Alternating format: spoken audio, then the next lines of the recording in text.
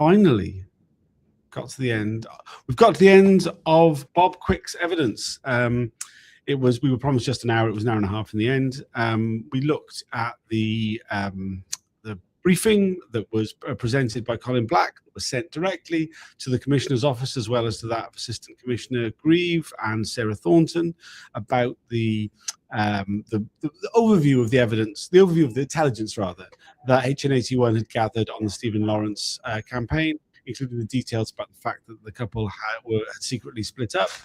I think it's fair to say that Bob Quick was pretty damning of the SDS as a culture, and also the intelligence reports itself. He tried to play down the idea that any of it influenced anything that they did in terms of the submissions. We were shown one line of Chapter 19, which was a reflection. It talked about politically motivated groups influencing the way in which the Lawrence family communicated with the police. Which lines up very much with what the report said. He claimed that was a view that could have come from elsewhere. I'm joined by Alex from Campaign Opposing Police Surveillance. What did you make of Bob Quick? Well, I mean, very much like John Grieve yesterday, I think Quick was very keen to play the importance of the SDF's intelligence, certainly to suggest that a lot of it wasn't appropriate. It was something that wasn't reporting things they shouldn't have been reporting on, had nothing to do with the issues at hand, and it shouldn't have been done. But he was also quite keen today to downplay how influential that was on the police's submissions to the Stephen Lawrence inquiry chaired by Macpherson. So how little influence he thought that evidence was actually having. I don't quite buy it entirely. There's clearly things in the submissions which seem to come straight out of that HN81's reporting.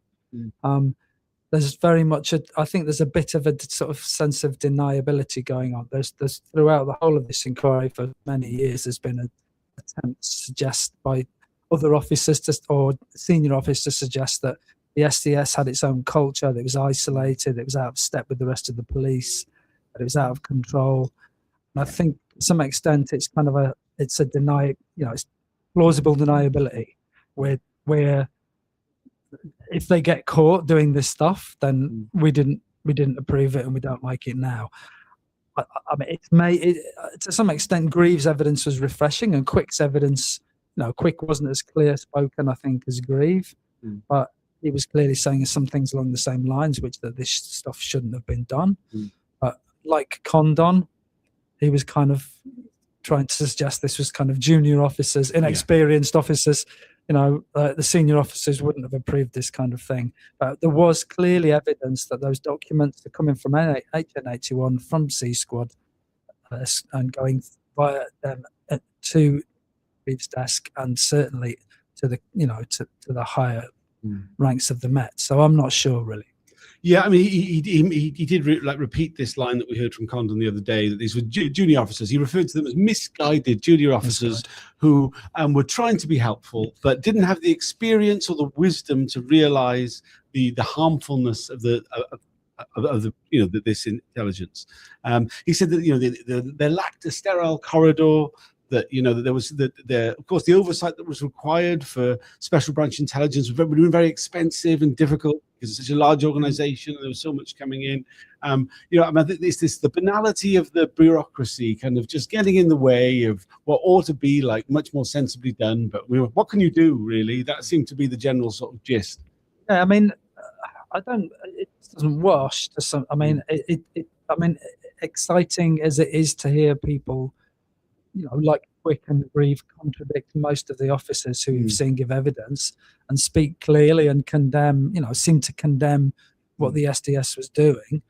It is simply not borne out by the evidence that the SDS intelligence was not, it was disregarded and was considered unimportant and not to be taken into account. It was clearly taken into account, and elements of it are appearing in the police submissions to the Lawrence inquiry. So, it's not. It's kind of trying to draw a veil over it. It's a slightly more acceptable veil than some of the kind of I don't knows, I don't remembers, or like, I wasn't theirs. But it's still trying to suggest that the SDS was something that can be disarmed and they're not part of the Met. And they were clearly integrated into the Met at the highest levels, and their intelligence was seen at the highest levels. Yeah, I mean, I think it helps that he's tried to play down Richard Walton so much and gone like, oh, he wasn't in the unit anymore. And we've seen from the minutes that he was at meetings, the day of the meeting.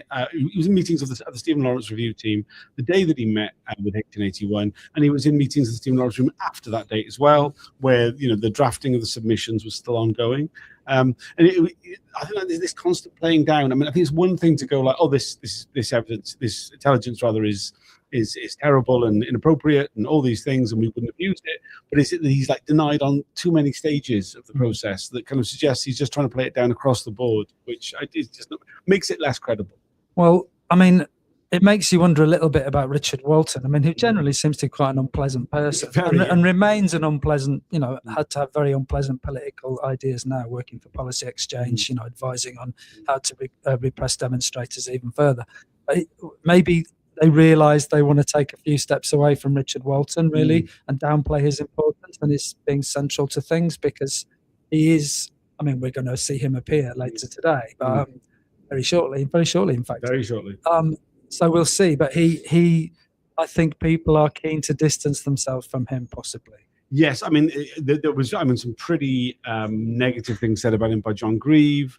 When he could remember who he said something like, "Oh, I can't remember him being around hardly ever." Yeah, he said that he'd completely forgotten of his existence until he was reminded by Ellison about him. Sorry, Richard. He said he was a less than forthright character. No apologies whatsoever to Richard Walton. But yes, he will be appearing next.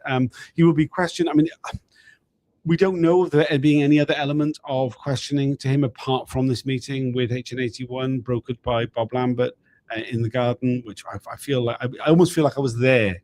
We've heard so much about this meeting, and this is the nature of the inquiry. The detail. I mean, like a lot of Bob Quick's questioning was around some very sort of dry kind of things, like who was at the meeting, the day of the meeting, what was the feeling in the room, what was the tone that was coming back from the commissioner, did the commissioner accept the what you were telling him about this? I mean, it was a lot of it's really very, very detailed about particular events on a day-by-day level, which I think when we consider the wider scope and the breadth of the inquiry, it can be quite frustrating to follow. But yeah. So that may, Richard Walton is coming up soon. As soon as the room's ready, we're going back in. The broadcast will start about 15 minutes after that, so look out for that. Anything else you'd like to add?